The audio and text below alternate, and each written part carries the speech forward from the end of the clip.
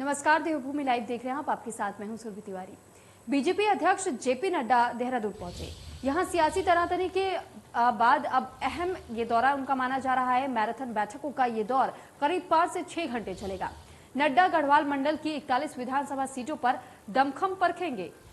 तो सियासी दांवपेच लगातार बिछाए जा रहे हैं और ऐसे में मैराथन बैठकों का ये दौर करीब 5 से 6 घंटे चलने वाला है, क्योंकि नड्डा का जो दौरा बताया जा रहा है, यहाँ पर गढ़वाल मंडल की 41 विधानसभा सीटों को वो ठीक तरीके से परखेंगे और साथ ही साथ इस पर निर्णय लिया जाएगा कि अब जिस तरीके की स्थितियां बन रही है, सियासी दांवपेच जिस तरीके से तमाम पार्टियों की तरफ से भी लगाए जा रहे हैं और बिछाए जा रहे हैं, तो ऐसे में सियासी तनातनी को और कम करने की कोशिश की जाएगी। और उत्तराखंड में जिस तरीके से बीजेपी में भी दो टुक देखने को मिल रही है, तो दो पार्टों में बीजेपी बटी हुई नजर आ रही है। अब बीजेपी का ये दौरा, और खास तौर पर अगर ये देखा जाए कि अब खुद जेपी नड्डा यहां पहुंचे हुए हैं, जो कि अध्यक्ष है बीजेपी के, ऐसे में ये दौरा उनका बेहद अहम माना जा रहा है, क्योंकि ये माना जाता है कि अगर जेपी नड्डा खुद कहीं पहुंचते हो और जब बैठकों का दौर आयोजित होता है, तो जो भी अभी तक मनमुटाव रहते हैं वो बीजेपी लगातार बीजेपी की तरफ से कोशिश करते हैं कि पार्टी को और मजबूत किया जा सके।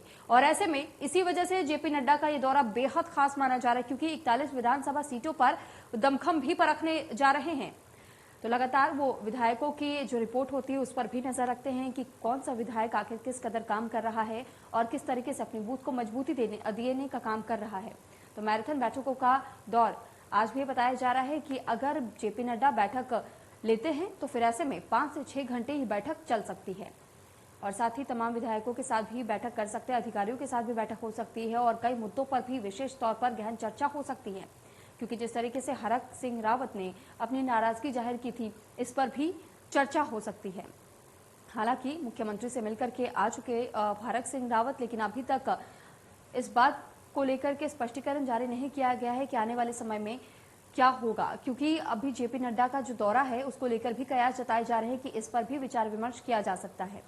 तो मैराथन बैठकों का ये दौर करीब 5 से 6 घंटे तक चलेगा और इसमें कई सारे मुद्दों को लेकर के चर्चा हो सकती है और तमाम अधिकारियों को भी इस बैठक में शामिल किया जाएगा।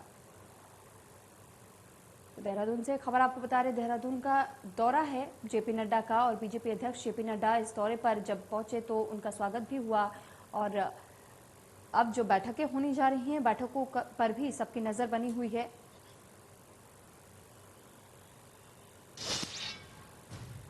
तो कैबिनेट की बैठक में मौखिक रूप से इस्तीफा देकर के सचिवालय से बाहर निकले कैबिनेट मंत्री हरक सिंह रावत पूरे दिन अज्ञातवास में रहने के बाद मुख्यमंत्री आवास पहुंचे। कैबिनेट मंत्री हरक सिंह रावत के साथ ही मंत्री धन सिंह रावत, भाजपा प्रदेश अध्यक्ष मदन कौशिक और विधायक उमेश शर्मा काऊ मुख्यमंत्री आवास पहुंचे थे। हालांकि कुछ घंटे के बाद ही मुख्यमंत्री आवास में हरक सिंह रावत को छोड़ सभी नेता रवाना हो गए, लेकिन मुख्यमंत्री और कैबिनेट मंत्री के बीच बातचीत का दौर जारी रहा। मुलाकात के बाद मुख्यमंत्री आवास से बाहर निकले हरक सिंह रावत ने बताया कि मुख्यमंत्री पुष्कर सिंह धामी में उनके छोटे भाई नजर आते हैं और उनको मुख्यमंत्री से कोई नाराजगी नहीं है। मुझे 24 घंटे से गायब होने के सवाल पर कैबिनेट मंत्री हरक सिंह रावत ने कहा कि इन पिछले 5 सालों में मेडिकल कॉलेज न बना, क्योंकि कोटद्वार में मेडिकल कॉलेज बनाए जाने को लेकर के पिछले 5 सालों से प्रयास कर रहे थे। तो सीएम धामी से मुलाकात करने के बाद हरक सिंह रावत ने मीडिया से मुखातिब होते हुए उन्होंने बताया कि वो पुष्कर सिंह धामी को अपना छोटा भाई मानते हैं और उनसे किसी तरीके की कोई नाराजगी उनके मन में नहीं है। तो बेहद अहम ये मुलाकात बताई गई हरक सिंह रावत और मुख्यमंत्री के बीच, क्योंकि जितने अधिकारी यहाँ पहुंचे हुए थे और नेता पहुंचे हुए थे, वो सभी इन दोनों को छोड़कर यहाँ से निकल गए थे। कोटद्वार मेडिकल कॉलेज को लेकर मैं पिछले 5 साल से प्रयास कर रहा था।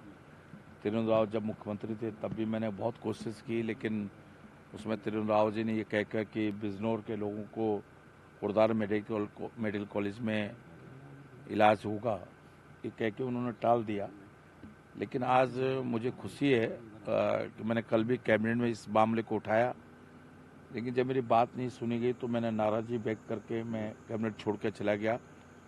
और बहुत मैं नाराज़ था ये सोच के कि मैंने एक बात कही कि भले ही मैं कोटद्वार से चुनाव लड़ूं या न लड़ूं, एक अलग विषय है, लेकिन कोई भी चुनाव लड़े, हम जनता से जब वायदा करते हैं तो उसको पूरा। तो वहीं उत्तराखंड के पूर्व मुख्यमंत्री हरीश रावत दिल्ली में पार्टी हाईकमान के साथ बैठक करने के बाद हरिद्वार पहुंचे और हरिद्वार पहुंचकर उन्होंने हर की पौड़ी पर गंगा पूजन किया और गंगा आरती में भी भाग लिया।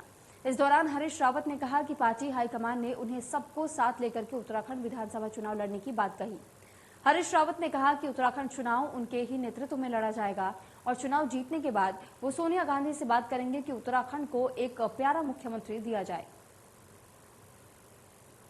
तो तस्वीरें भी उस दौरान की आपको दिखा रहे, जिस दौरान हरीश रावत बैठक करने के बाद हरिद्वार पहुंचे और यहां हर की पौड़ी पर मां गंगा के दर्शन उन्होंने किए और पूजा पाठ की। तो उत्तराखंड चुनाव उनके ही नेतृत्व में किया जाएगा, इस बात का जिक्र भी हरीश रावत ने किया और साथ ही उन्होंने गंगा आरती में भाग भी लिया और उन्होंने कई बातों का जिक्र किया कि अगर वो चुनाव जीतते हैं तो इसके बाद सोनिया गांधी और प्रियंका गांधी से बातचीत होगी और साथ ही मुख्यमंत्री के नाम को लेकर भी चर्चा की जाएगी।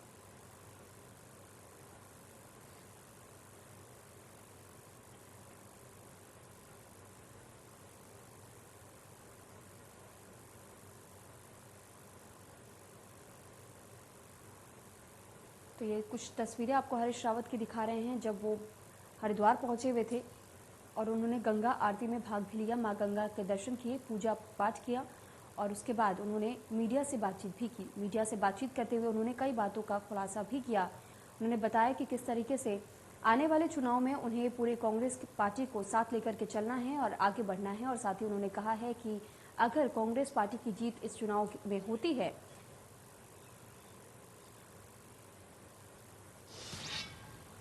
तो आप नेत्री गीता रावत ने लैंसडाउन के मसियू खंड में एक विशाल जनसभा को संबोधित किया। उन्होंने कहा है कि आपकी सरकार बनते ही हर वादे पूरे कर दिए जाएंगे। महिलाओं को दिल्ली की तर्ज पर उत्तराखंड में सुविधाएं मिलेंगी और बीजेपी कांग्रेस ने पिछले 21 सालों से महिलाओं के लिए कुछ नहीं किया है, सिर्फ वोट बैंक तक ही सीमित रखा है। तो दिल्ली में सरकार और महिलाओं की सुविधाओं के लिए कोई भी कोर कसर नहीं छोड़ती है।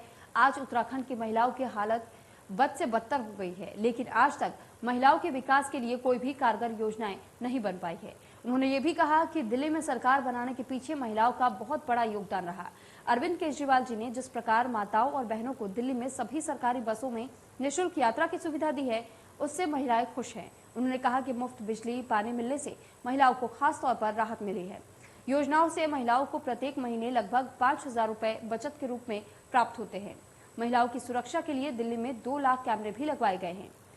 तो प्रेस कॉन्फ्रेंस कर आप नेत्री गीता रावत की जो प्रेस कॉन्फ्रेंस रही थी, उन्होंने कई वादे महिलाओं से यहाँ किए हैं कि अगर आम आदमी पार्टी की सरकार उत्तराखंड में बनती है तो महिलाओं के लिए भी काम किए जाएंगे, जो कि आज तक उत्तराखंड में किसी भी सरकार ने महिलाओं के लिए किसी तरीके की ना योजनाएं तैयार की और ना ही किसी तरीके के वादे किए।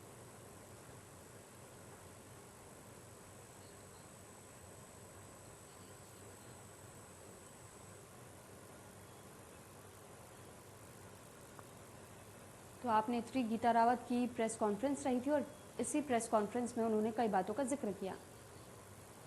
तो आज उत्तराखंड की महिलाएं जिस तरीके से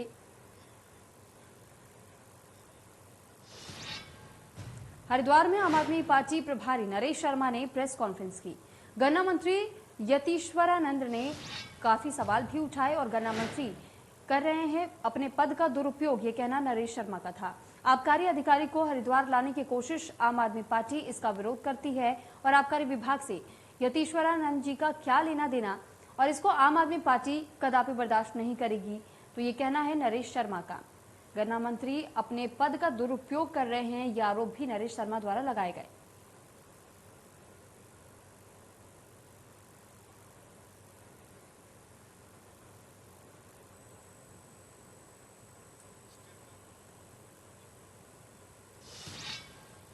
तो वहीं आम आदमी पार्टी प्रदेश प्रभारी दिनेश मोहनिया का हरीश रावत और हरक सिंह रावत पे हमला भी देखने को मिला। दोनों को अपने विकास की चिंता है, उत्तराखंड की जनता के विकास की नहीं। अपने विकास के लिए ये नेता ट्वीट करते हैं। दोनों की राजनीति केवल कुर्सी की लड़ाई तक सीमित है। 21 साल में उत्तराखंड की जनता ने देखा है बीजेपी और कांग्रेस की काम। तो लगातार अब हरक सिंह रावत और साथ ही कांग्रेस पार्टी पर भी सवाल खड़े किए जा रहे हैं आम आदमी पार्टी की तरफ से। तो बीजेपी और कांग्रेस को घेरने का काम आम आदमी पार्टी लगातार कर रही है और ऐसे में आम आदमी पार्टी के प्रदेश प्रभारी की तरफ से कई हमले भी बोले गए और उन्होंने कहा कि उत्तराखंड की जनता के विकास कार्यों के लिए कोई बात नहीं करता, लेकिन ये दोनों ही पार्टियां सियासी लड़ाई लड़ने के लिए तत्परता के साथ आगे बढ़ती है। यानी ये लड़ाई सिर्फ कुर्सी के लिए करते हैं, ना कि आम जनता की सेवा के लिए। उन्होंने साथ ही ये भी बताया कि आम आदमी पार्टी आम जनता की सेवा करना चाहती है। तो वहीं दिल्ली में आम आदमी पार्टी के विधायक अतिशी ने प्रेस कॉन्फ्रेंस की और इस प्रेस कॉन्फ्रेंस में आपके वरिष्ठ नेता और गोवा की प्रभारी हैं अतिशी, उन्होंने कई बातों का जिक्र किया। शिक्षा के क्षेत्र में दिल्ली में आप विधायक ने काफी बदलाव किया है। उत्तराखंड दौरे के दौरान महिलाओं की समस्याओं को लेकर के जानकारी भी जुटाई गई और राज्य आंदोलन में मुख्य भूमिका निभाने वाली महिलाओं और युवाओं की स्थिति खराब है, इस बात का जिक्र भी उन्होंने किया। तो